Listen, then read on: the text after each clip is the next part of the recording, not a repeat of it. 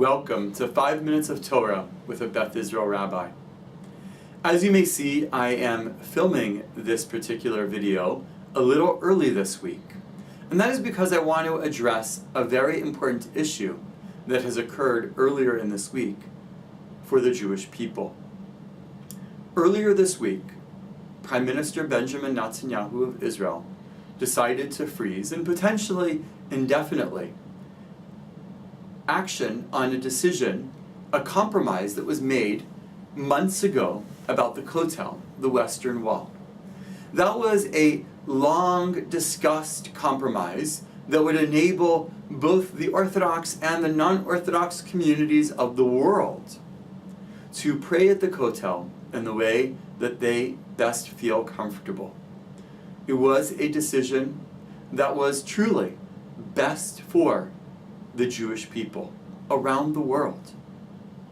Unfortunately, this decision came in a time period in which, quite frankly, really we should know better. This past Shabbat, we celebrated Rosh Chodesh, a new month, the new month of Tammuz. This new month of Tammuz is a time period in which we also mark Shiva Asar B'Tammuz, the 17th of Tammuz, a minor fast day.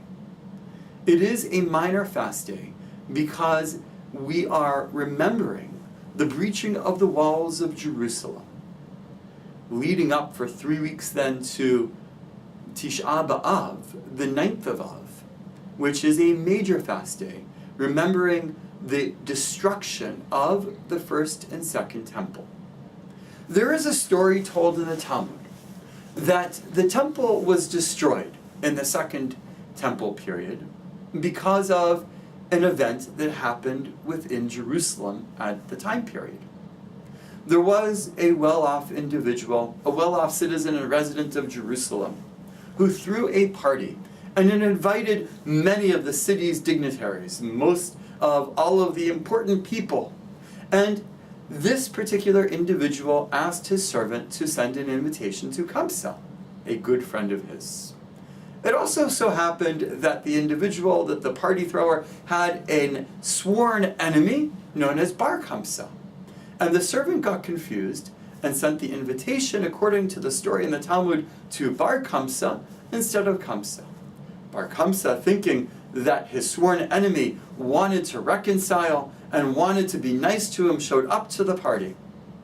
As soon as the owner of the home saw Bar Kamsa, he said to the man, "Get out of my house." Not wanting to be embarrassed, Bar Kamsa said, "Please do me a favor and let me stay just this time. I don't want to be embarrassed in front of all of these important people."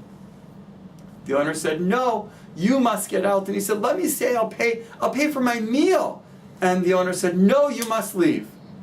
Bar Kamsa said, "Let me stay and I will pay for the meals of half of your guests."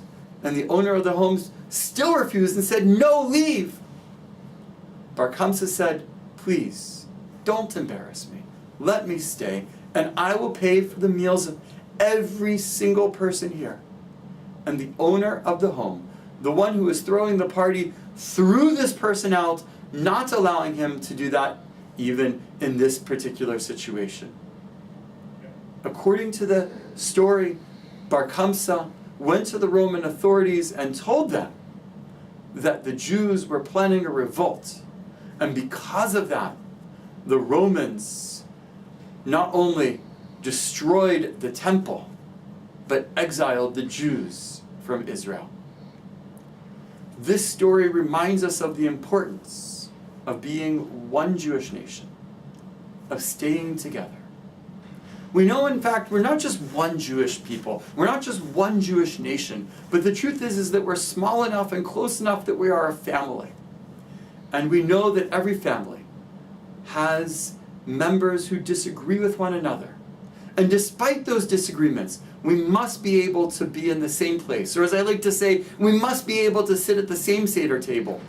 Disagreeing with each other, but nonetheless learning about our past and looking for our future for the sake of today, to be able to be together as one family And that's true not only on a family, on our own individual level, but that's true on a national level as well. And that is exactly why we need, as at the hearts of the Jewish people, one Kotel, one Western Wall, that is able to house and able to be a spiritual center for all of us in the ways that we need, as has been already agreed previously. I'd like to wish everyone an early Shabbat Shalom.